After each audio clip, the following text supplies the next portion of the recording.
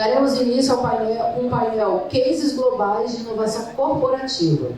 E neste painel, nossos convidados especiais vão trazer cases de empresas globais que fizeram a jornada da transformação digital e inovação exitosa, tornando-se referência, sejam em produtos, processos, ecossistema, plataforma ou práticas internas. Então, convido vocês a permanecerem atentos, porque este será um momento rico de insights e oportunidades de aprendizado. Então, para seguir com o nosso painel, convido ao palco a Rebeca Lírio. Ela é consultora e especialista em comunidades digitais, branding e growth. Ela é gerente digital da Rede Bahia Globo. Seja bem-vinda, Rebeca. Tudo bom?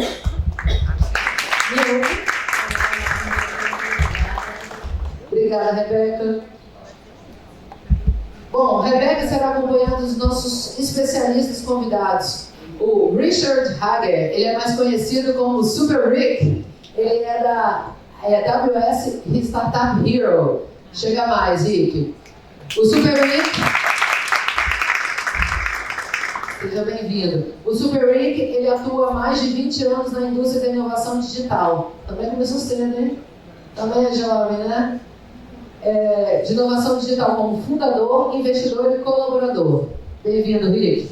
Obrigado. Dando seguimento, vou chamar aqui a Isabela Pugliese. Ela é sócia e head de produtos internacionais da Startse. Nos últimos anos, esteve à frente de mais de 100 projetos de transformação digital e Open Innovation. Bem-vindo, Isabela. E por fim, mas não menos importante, gostaria de chamar aqui o Denis Onish. Ele é diretor da BioID Brasil. Green Tech se dedica a fornecer soluções de energia com emissão zero e maior fabricante de veículos elétricos do mundo. Sejam todos muito bem-vindos. Bom, vou deixar...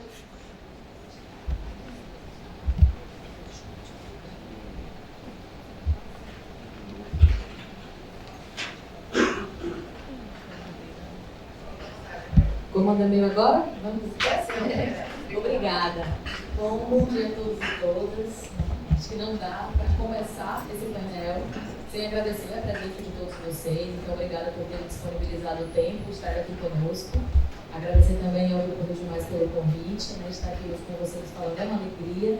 Agradecer também ao time digital da Rede Bahia que está aqui nos prestigiando. E é uma alegria também receber esses nomes tão relevantes, né, que prometo que vão trazer bastante insights valiosos para vocês. Então, bem-vindos e obrigada também por estarem compartilhando com a gente essas experiências. Para a gente não perder tempo, temos aqui algumas perguntas, né, que vão guiando aqui o nosso papo. Mas a ideia é que seja algo também interativo ao final, então fiquem à vontade para também depois fazerem perguntas. Tá? Acho que esse momento de troca é super rico. E eu vou começar fazendo uma pergunta, acho que se dividam, quem quiser começar, né, primeiro falando.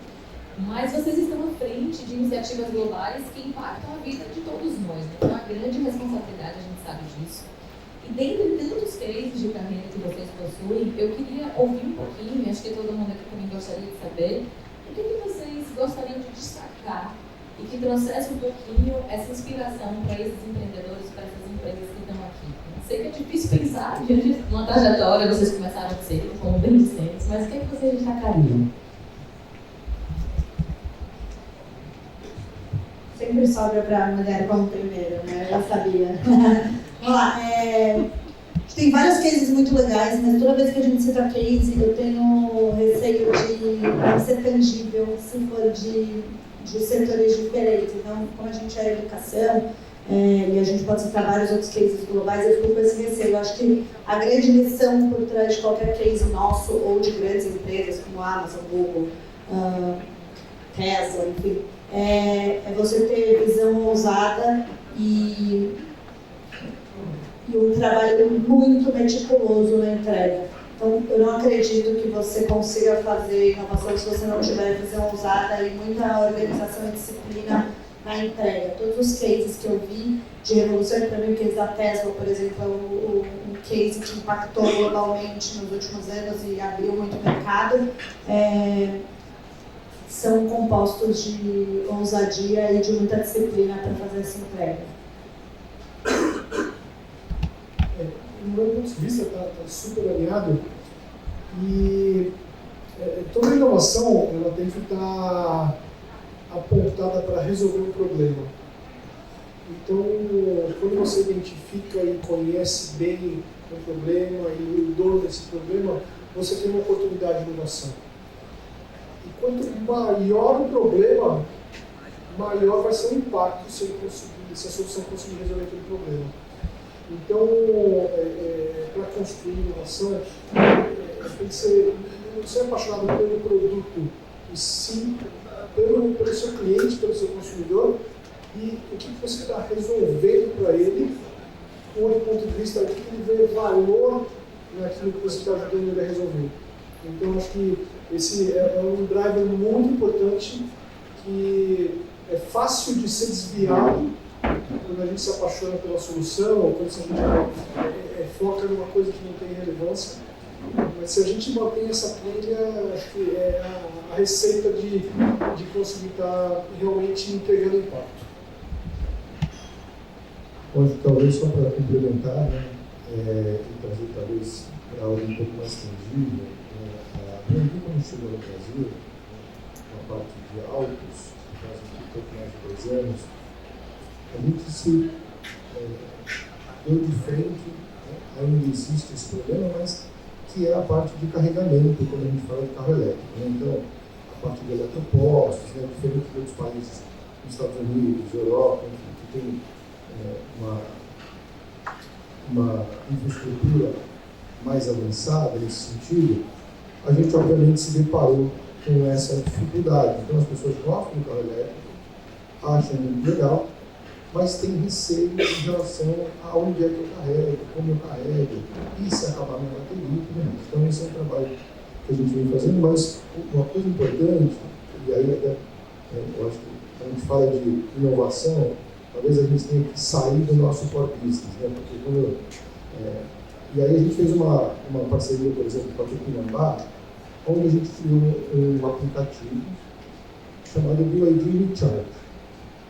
Então você entra ali e você consegue ver aonde é que tem carregador, se ele está disponível ou não. Você pode reservar esse carregador, porque às vezes você olha e fala, não, eu estou a 5 minutos de lá, e você chega lá, chega alguém na sua frente. E aí você pode responder. Então você consegue reservar e colocar lá para carregar o seu carro. Então, acho que um pouco disso que o Rick trouxe ele foi criado dessa forma justamente para tentar minimizar uma dor que hoje as pessoas que teriam receio de ter um carro elétrico passam a ter menos. Né? Não é que ele não tem, mas eles passam a ter menos porque a gente vai dando mais segurança. Né? E isso, obviamente, em expansão. E agora, eu acho que mais recente, nós estamos num processo, hoje ele funciona dentro do aplicativo, o aplicativo da BYD, que inclusive controla o carro à distância, então o carro, eu consigo ligar o ar-condicionado, eu consigo ver se as portas estão travadas, se elas não estão. E nesse rollout mais recente, o que a gente está fazendo é colocando isso no multimídia do carro. Então você não precisa mais pegar o celular, abrir e ficar olhando, você vai ver isso direto no multimídia do carro. E a parte interessante foi que esse pedido veio do Brasil, porque como os outros países já têm uma infraestrutura maior, eles não tinham essa necessidade. Então, acho que só para fazer aqui um exemplo. Não, perfeito. Acho que é super rico, né, para ter não só as inspirações e as provocações que o Rick e a Bela trazem, mas também ter esse case específico, principalmente porque a BYD está muito forte no nosso estado, né? E aí até uma pergunta, né? Existem incentivos específicos que vocês entendem por demandas dos estados? Exemplo, em São Paulo, a gente consegue ter, por exemplo, por aplicativos, vários BYD já funcionando como Uber, né? Achei isso super interessante porque tem realmente os pontos de carregamento mais disponíveis, né? Com mais acessibilidade. Existe algo estratégico focado aqui para a Bahia? A título de curiosidade, para a gente saber. Não, sem dúvida. Na verdade, é muito sob demanda de cada região, porque cada região tem sua dificuldade, né, o seu problema de infraestrutura. E o que a gente tem trabalhado justamente, até falando de inovação, esse tipo de necessidade hoje, que existe, por exemplo, aqui em Salvador, é uma oportunidade incrível de startups de eletropostos, de carregamento, porque hoje é uma dor de quem está comprando um carro elétrico, a gente não necessariamente consegue atender a demanda com a mesma velocidade com que a gente tem vendido os carros, mas o que a gente tem feito a gente tem incentivado muito essas empresas, as startups, né, a poder começar a explorar. Então, ontem a gente estava brincando, falando que eu já tenho 20 anos de experiência, mas é porque eu comecei jovem, tá? Então, mas já tenho uma experiência, já fui analista do Sebrae Espírito Santo, inclusive fui a responsável por levar o programa de startups para o Sebrae Espírito Santo, já fui secretária de Estado do Sebrae do Estado do Espírito Santo também, e entre outras atividades na área de inovação e empreendedorismo. Isso tudo me permitiu vivenciar essa maratona da inovação, né? Eu costumo me auto-referir como uma capixaba de Ilhéus. Alberto brinca comigo, ele fala que eu tiro proveito disso, então quando me convém eu sou capixaba e quando me convém eu sou baiana, e é verdade, porque eu adoro esse estado da Bahia, então eu fico dizendo que eu sou uma capixaba de Ilhéus e sou um ativista da inovação. Então, muito prazer a todos, sejam todos muito bem-vindos. Bom, gente, então só contextualizando um pouquinho sobre esse espaço aqui. Esse espaço foi pensado para vocês que ocupam posições estratégicas nas organizações e buscam soluções inovadoras, conexões valiosas e inspiração para enfrentar os desafios do futuro. Aqui teremos uma programação diferenciada, com palestras, painéis, rodadas de negócios e discussões focadas nas tendências e estratégias mais relevantes do mercado corporativo. Então, ao longo do dia, vocês vão participar de painéis com grandes nomes da inovação global, conhecer tendências do futuro e saber um pouco mais sobre a inovação aberta do nosso estado. Nós teremos um almoço, uma pausa para o almoço. Não sei se vai ser 1h30, acho que vai atrasar um pouquinho, porque nós estamos um pouquinho atrasados na nossa programação. E logo após, à 1h30, nós vamos voltar com a rodada de negócios. Então, para as corporates que ainda não participaram, não se inscreveram na rodada de negócios, Samuel disparou para vocês no WhatsApp, não é isso, Samuel? Disparou para vocês no WhatsApp um link para vocês se inscreverem.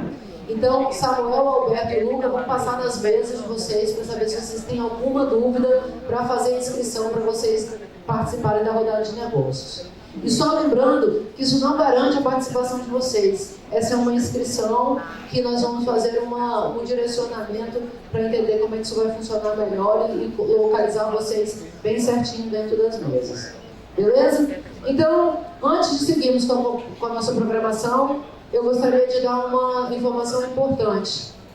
Então, eles vão conseguir tomar boas decisões, experimentar de forma concisa, errar se for preciso, mas um erro aceitável.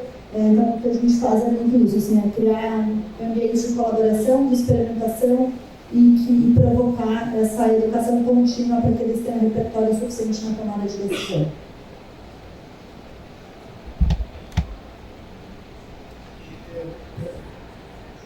Falando da inovação, na Amazon, a gente trabalha muito focado no consumidor. O que é isso?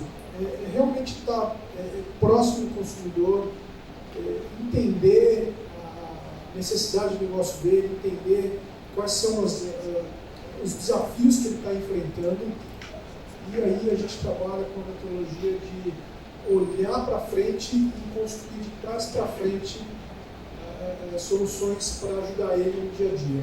Né? Então, quando a gente está muito próximo do nosso consumidor e a gente entende essa necessidade, a gente traz para dentro e através dos líderes a gente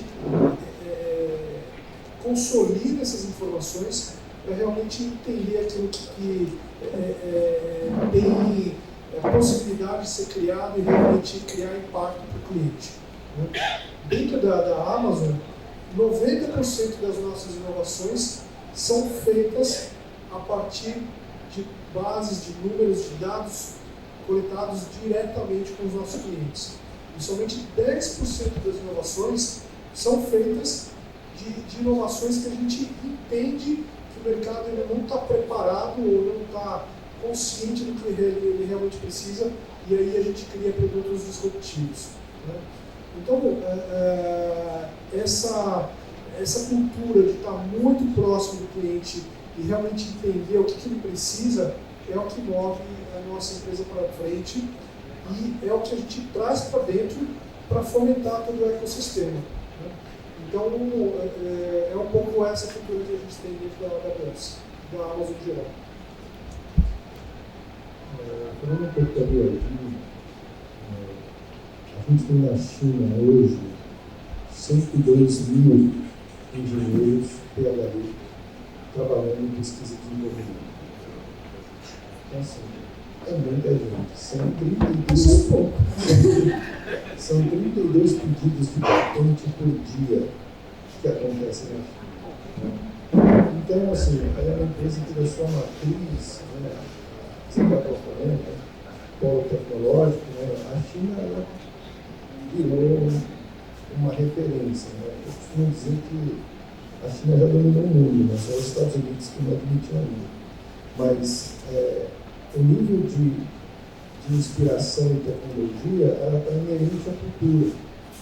E aqui no Brasil, o que a gente tenta fazer, a gente tem um departamento de parcerias, do qual a gente está sempre aberto a ouvir coisas, porque e essa joint venture, por exemplo, do Tupinambá, foi uma iniciativa dessa, né? A parceria com a 99, táxi, por isso que em São Paulo você vê bastante, foi justamente olhando para essa oportunidade, onde eles até brincam, né? Porque a 99 subsidia um pedaço do valor da energia, então eles falam que você paga 0,99 pelo quilowatt em São Paulo. Então, estamos fechando uma parceria global com a Uber, recentemente também, da gente ter carros elétricos, toda a frota da Uber globalmente falando. Então, a gente está sempre aberto a esse tipo de oportunidade, né? Acho que um pouco do que a Isabela e o Henrique trouxeram é as pessoas terem liberdade de poder ter ideias, né? A gente tem um ambiente onde é possível você ter ideia e não aquele lugar onde você fala, se você levantar a mão, dependendo do que você falar e o chefe está de mau humor, o cara dá um grito. Assim, já tive algumas experiências dessa na vida, então assim, é zero fomento de inovação. Você fala, eu não vou falar fora da caixa porque vai que o cara não dormiu bem. Então, o que a gente tenta fazer isso na companhia é muito disso. Está todo mundo aberto, está aberto à inovação, se errar, arruma, se for dar prejuízo, para, conserta, mas eu acho que essa tem que ser uma constante. E o mais engraçado é que quando eu falo de indústria automotiva, porque é uma indústria número centenária, é uma indústria pesada, no final das contas, né? Mas a biologia é diferente de tudo isso, porque o que acontece hoje nas grandes empresas, pelo menos, falando da indústria automotiva, no qual eu atuo há bastante tempo, o grande problema da indústria elas querem inovação, mas elas não destinam um budget para isso, então elas querem inovar, mas sem gastar nada. E o outro problema é a pessoa que está pedindo para você ser inovador te avalia com a cabeça antiga. E aí nenhum projeto passa. Ele fala, não, você tem que ser inovador. Aí você traz e fala, não, isso não vai dar certo. Você nem tentou ainda. Então eu acho que um pouco disso de diferente, dessa cultura da inovação está presente todos os dias. Isso tem que ser inerente da companhia, do time, do grupo. Do contrário, ela só vai gerar frustração. Dá para registrar aqui para a posteridade essas falas, que são inspiradoras, né? Acho que todo mundo que ouve isso pensa, poxa, já passei por essa situação, já vivi, né, esse tipo de drama na minha vida, então é muito bom saber que faz parte também da rotina de vocês, apesar de já estarem, né, com uma carreira consolidada nesse sentido, mas que vivenciaram, que passaram por isso. E acho que fica muito claro para a gente o que importante é vencer esse desafio dia a dia, né? E aí, falando um pouquinho sobre tecnologia, sobre os exemplos que vocês trouxeram, a inteligência artificial ela se popularizou. Né? Então, hoje todo mundo está com um aplicativozinho no seu celular, utilizando IA de diversas frentes. Existe tecnologia emergente que ainda não chegou por aqui, que está numa tendência global, que está vindo para o Brasil, ou já está no Brasil, mas ainda não está aqui na Bahia, que a gente deveria estar atento? Alguma coisa que vocês acham que as pessoas que estão aqui agora deveriam acompanhar, que pode diretamente impulsionar o negócio ou contribuir de alguma forma? Já temos uma regra. Eu estava comentando agora com vocês ali na mesa, mas eu estou morando em transição para o Brasil, mas estava morando no Vale do Silício, que é um dos maiores polos globais de inovação e é onde nasce boa parte da tecnologia que impacta o planeta. Acho que a inteligência artificial ainda tem bastante coisa para acontecer e para se desdobrar, e a próxima revolução está acontecendo e não tem mais jeito. Enquanto tecnologia, o que eu estou vendo muito lá e tenho acompanhado, acredito muito que sejam as tecnologias que eu estou de olho para investir e para trabalhar, é a própria AI, biotecnologia e computação quântica. Para mim são as 3 tendências de transformação e impacto global.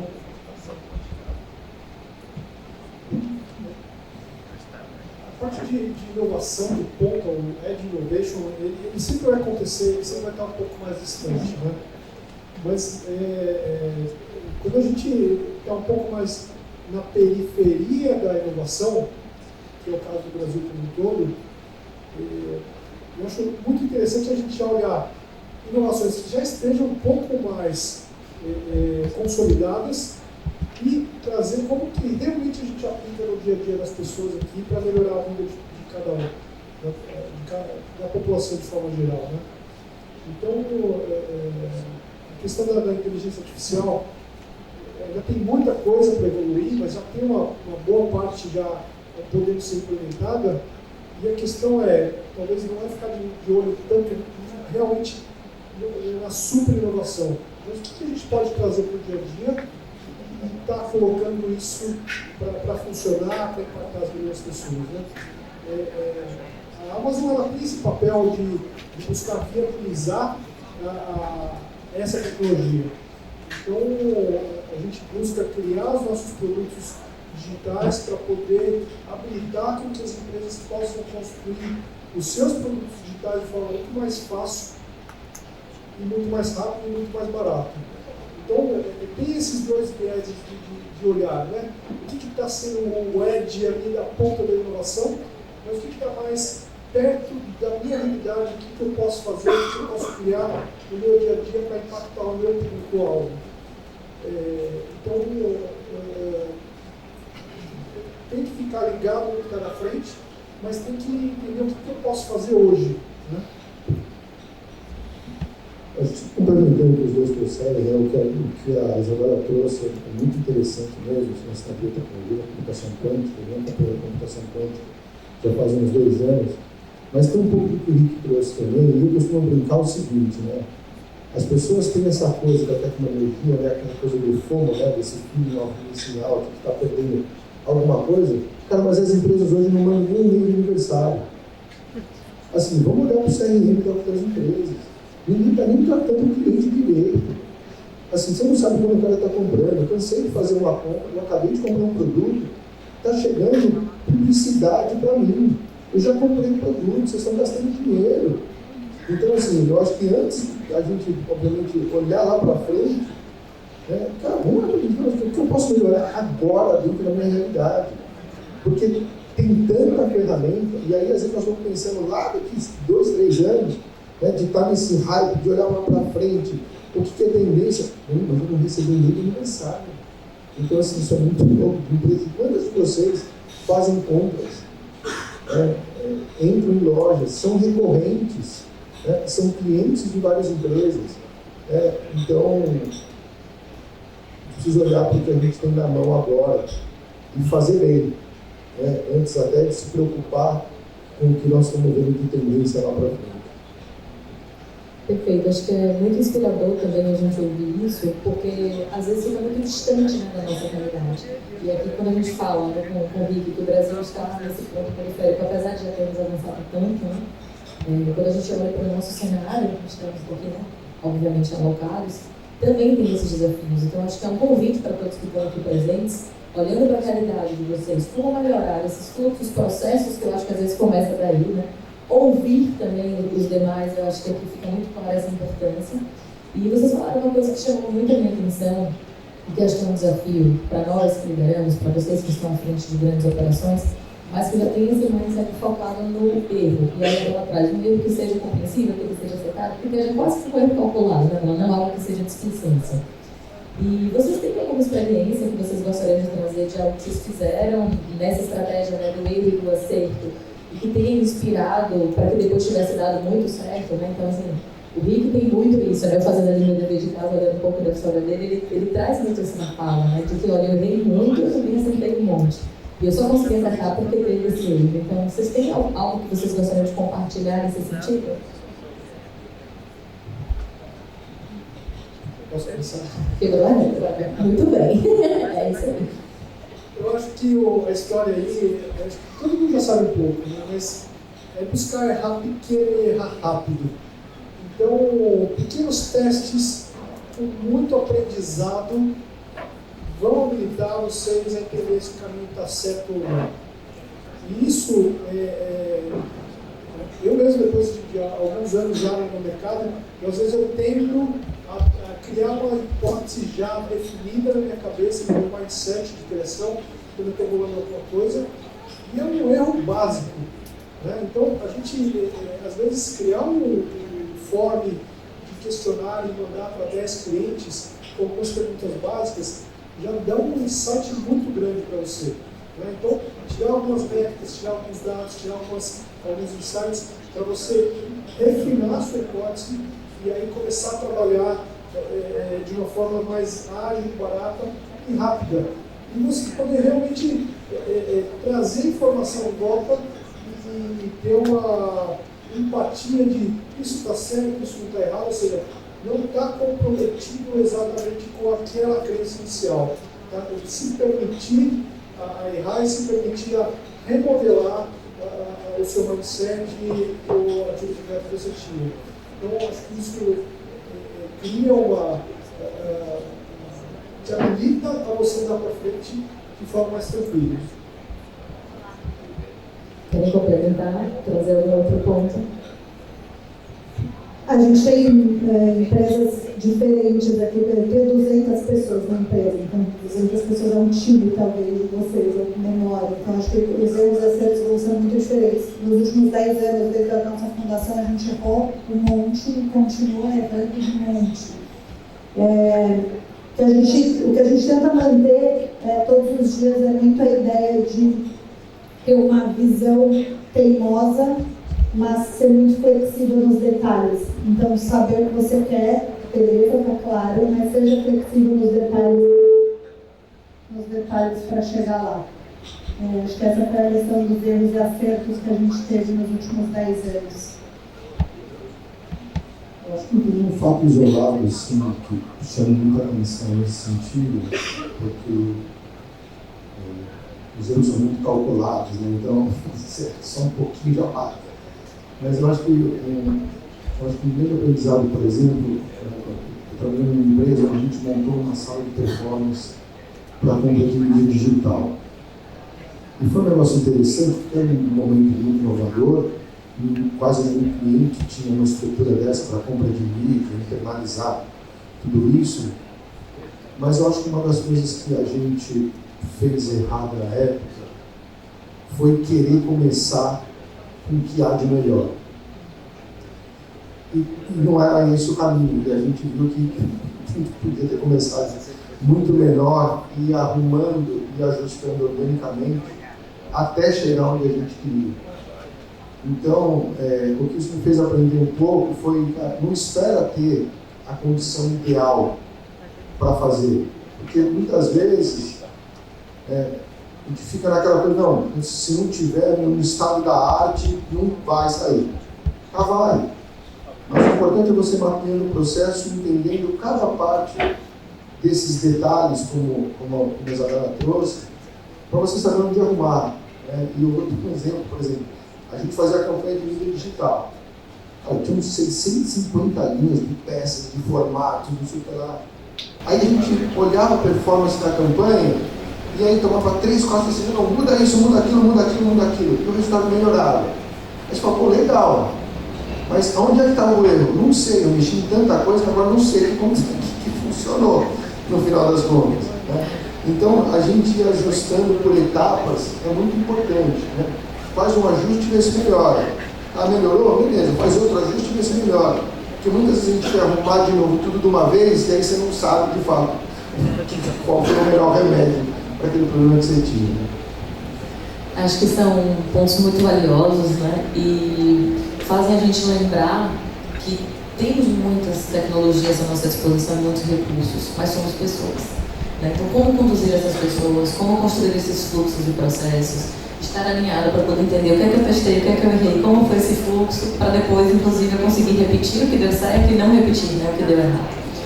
E caminhando, né, para o nosso final, eu acho que é muito interessante a gente falar sobre liderança, porque são iniciativas grandiosas, né, que estão aqui em diversas frentes, e vocês lideram muitas pessoas, né, muito provavelmente o liderado de vocês lideram outros times. Então, o que vocês enxergam como um maior ponto sensível, né, nessa parte da liderança? Como gerir essas pessoas, principalmente no segmento de tecnologia, que a gente tem faixas etárias muito distintas, né, pessoas que são muitas vezes muito novas em equipes que às vezes são lideradas por pessoas mais velhas, ou líderes também muito jovens, né? Vocês têm esses desafios? Como é que vocês têm conduzido essa liderança nesse momento de inovação?